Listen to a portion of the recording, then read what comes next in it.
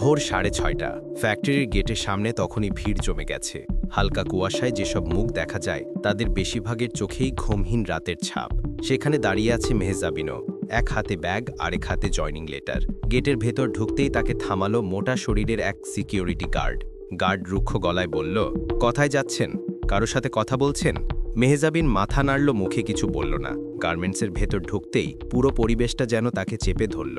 ঘাম, সেলাই মেশিনের শব্দ, তীব্র তাড়াহুড়ো। 400-র বেশি নারী কর্মী কাজ করছে একটা বিশাল কারখানার হল ঘরে। কিছুক্ষণ পর সুপারভাইজার রাশেদ এসে দাঁড়ালো তার সামনে। রাশেদ বলল, তুমি কি নতুন? হাতের কাজ জানো?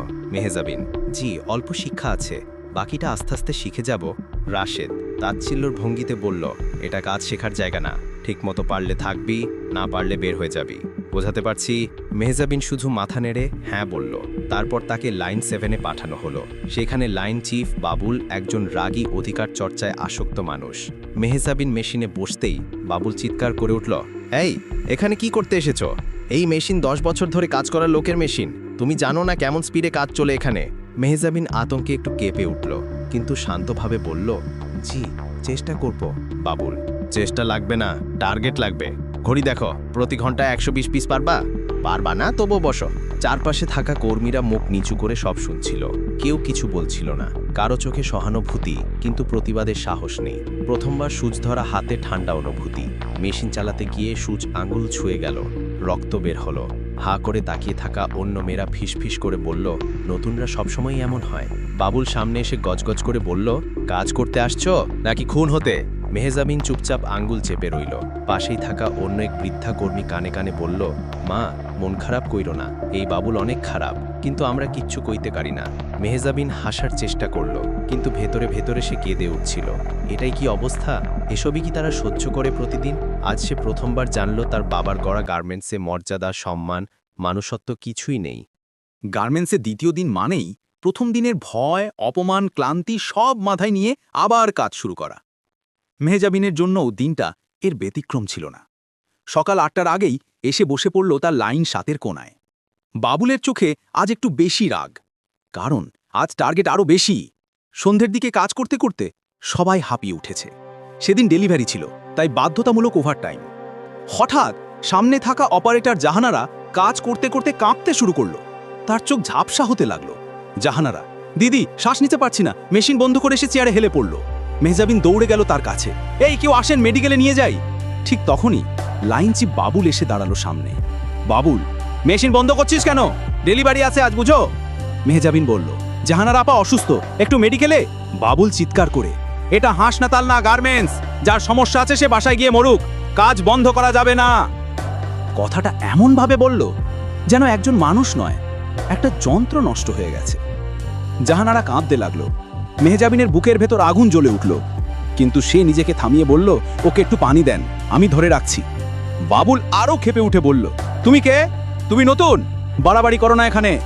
তারপর একটা এমন কথা বলল যা শুনে মেহজাবিনের হাত কেঁপে উঠল। তোমরা গরিবগুলো এমনই, কাজ করতে আসো না, ড্রামা দেখাও। সেই মুহূর্তে মেহজাবিন আর চুপ থাকতে পারল না। মেহজাবিন শান্ত কিন্তু শক্ত গলায়, ড্রামা না মানুষ, কেউ অসুস্থ হলে সাহায্য করা উচিত, কাজের চেয়ে জীবন বড়। হল একদম চুপ হয়ে গেল। সবাই তাকিয়েছিল, নতুন মেয়েটা সাহস পেল কিভাবে? বাবুল দাঁতে দাঁত চেপে বলল, সাহস বাড়ছে দেখছি, আগে কাজ শেখো, পরে বড় কথা বলো। কিন্তু ঠিক তখনই গার্ড শামীম ছুটে এলো। শামীম, বাইরে অ্যাম্বুলেন্স আছে, ওই মেয়েটা স্বামী এসেছে, দ্রুত নিতে বলছে। মেহজাবিন স্বস্তির নিঃশ্বাস ফেলল। জাহানারাকে ধীরে ধীরে বাইরে নিয়ে গেল। সেদিনই মেহজাবিন প্রথমবার বুঝল যে লড়াই সে শুরু করেছে এটা শুধু তার নিজের না, শত মানুষের লড়াই। গার্মেন্টসে তৃতীয় দিন, কিন্তু এই দিনটা আগের দুদিনের চেয়েও বেশি অন্ধকার ছিল। কারণ আজ মেহজাবিন দেখতে চলেছে কর্মীদের জীবনের সেই দিকগুলো যা বাইরে থেকে কেউ কখনো দেখতে পায় না। মাসের প্রথম সপ্তাহ, আর মাসের প্রথম সপ্তাহ মানেই বেতনের লাইন, দীর্ঘশ্বাসের লাইন। মেহজাবিনও দাঁড়িয়ে আছে লাইনে। চারপাশে কর্মীদের মুখে এক ধরনের আশা আর আতঙ্ক একসাথে। বেতনের টেবিলের সামনে দাঁড়িয়ে আছে জিএম শাকিল, তার পাশে রাশেদ। মেয়েরা একে একে আসছে, হাতে রেজিস্টার থেকে টাকা দিচ্ছে, তারপর মোট টাকার হিসেব চেক করছে। হঠাৎ এক মহিলা কর্মী কেঁদে উঠল, স্যার, আমার 12 দিনের ওভারটাইম ছিল, কিন্তু এখানে কেটে দিয়েছে কেন? শাকিল, ওভারটাইম সবসময় হিসেব অনুযায়ী হয় না। তুমি হয়তো কম কাজ করেছ, এটা অফিসিয়াল রেকর্ড। মহিলা কাঁদতে কাঁদতে বলল, না স্যার, আমি প্রতিদিন রাত 10টা পর্যন্ত থেকেছি, আমার নাম দেখেন। কিন্তু শাকিল মাথা তুলল না। রাশেদও তার দিকে তাচ্ছিল্যের হাসি দিল। রাশেদ, যাও, অন্যদের লাইন বাড়িও না। এটাই বাস্তবতা।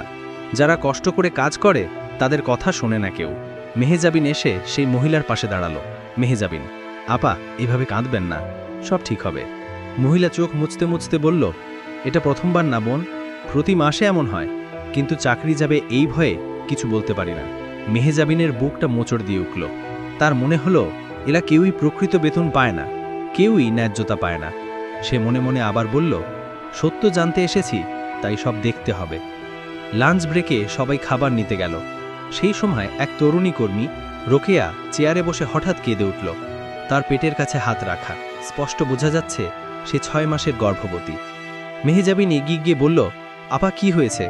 রোকেয়া চোখে পানি নিয়ে বলল, মাতৃত্বকালীন ছুটির জন্য দরখাস্ত করেছি, কিন্তু বাবুল স্যার বলছে আমাকে আর চাকরিতে রাখবে না। মেহেজাবিন, কেন? রোকেয়া কাঁদতে কাঁদতে বলল, সে বলে গর্ভবতী কর্মী মানে অতিরিক্ত দায়িত্ব, অতিরিক্ত ঝামেলা, তাই সে আমাকে আগেই বের করে দিতে চায়। ঠিক তখনই বাবুল এসে গলা উঁচু করে বলল, এই, লাঞ্চ টাইমে নাটক করো না, গর্ভবতী হইলে বাসায় থাকো, ফ্যাক্টরিতে তোদের বাচ্চা সামলানোর সময় নেই। এক মুহূর্তে নীরবতা। তারপর মেহেজাবিন দাঁড়িয়ে গেল সবার সামনে। মেহেজাবিন শান্ত কিন্তু ধারালো গলায়, মাতৃত্বকালীন ছুটি আইনে বাধ্যতামূলক, জানেন তো? বাবুল হা করে তাকালো। বাবুল, তুই আইন শিখাবি? তুই নতুনদের মতো থাকবি? এটা তোর বিষয় না। মেহেজাবিন বলল, আমার বিষয় না হলেও মানুষ হিসেবে তো সত্যি কথা বলতে পারি। হলের সব কর্মী তাকিয়েছিল, এমন সাহস কেউ দেখেনি আগে। বাবুল চিৎকার করে বলল, তোর সাহস অতিরিক্ত বেড়ে গেছে, আজকেই শাকিল স্যারকে বলবো। মেহেজাবিন চুপ করে দাঁড়িয়ে রইল, কারণ সে জানে এটা শুধু একটা লড়াইয়ের শুরু। দিনের কাজ শেষ হতে আর 20 মিনিট বাকি। হলের ভেতর তখন প্রচণ্ড শব্দ, সবাই দ্রুত কাজ শেষ করা চাকু অনুভব করছে। মেশিনগুলো গরম হয়ে আছে আর বাতাসে ভারী সুতার ধুলো। হঠাৎ একটা চিৎকার, আ আ! সবাই তাকিয়ে দেখল লাইন 5-এর অপারেটর সালমার হাত সরাসরি কাটিং ব্লেডে লেগে গেছে। ব্লিডিং হচ্ছে। মহিলাটি ব্যথায় ছটফট করছে। চারপাশে ভিড়, কেউ ভয় পাচ্ছে, কেউ কাঁদছে। মেহেজাবিন দৌড়ে গেল তার কাছে, 2 হাতে চেপে ধরল ক্ষত। চিৎকার করে বলল, পানি, কাপড়, কেউ ডাক্তার ডেকো। ঠিক তখনই জিএম শাকিল এগিয়ে এসে বলল, কেউ ভিডিও করবে না, কেউ ছবি তুলবে না, এটা বড় ইস্যু করলেই চাকরি খতম। মেহেজাবিন রাগে কেঁপে উঠল, স্যার, মানুষ মরছে, আপনারা কাগজ নিয়ে ভাবছেন? শাকিল বলল, এই ধরনের অ্যাক্সিডেন্ট ফ্যাক্টরির রেকর্ডে চায় না, এসব লিখলে সমস্যা হবে। তারপর সবাইকে বলল, রেজিস্টারে লিখো সালমান নিজে অসাবধানতায় কেটেছে, মেশিনের দোষ নেই। এটা শুনে সালমার সহকর্মীরা চোখে পানি নিয়ে বলল, স্যার, মেশিনের সেফটি ছিল না। শাকিল গর্জে উঠল, চুপ। মেহেজাবিনের শরীর কাঁপছিল। সে প্রথমবার এই ফ্যাক্টরির আসল নিষ্ঠুরতা দেখল। সে সালমার বাবার কল দিতে চাইল, কিন্তু সিকিউরিটি এসে বোঝালো মোবাইল ব্যবহার নিষেধ, জানেন না? মেহেজাবিন শান্তভাবে বলল, আমি করব, কারণ এটা জরুরি। সে দ্রুত সালমার ভাষায় ফোন দিল। স্বামী এসে তাকে হাসপাতালে নিয়ে গেল। ফ্যাক্টরির ভেতর তখন এক অদ্ভুত নীরবতা।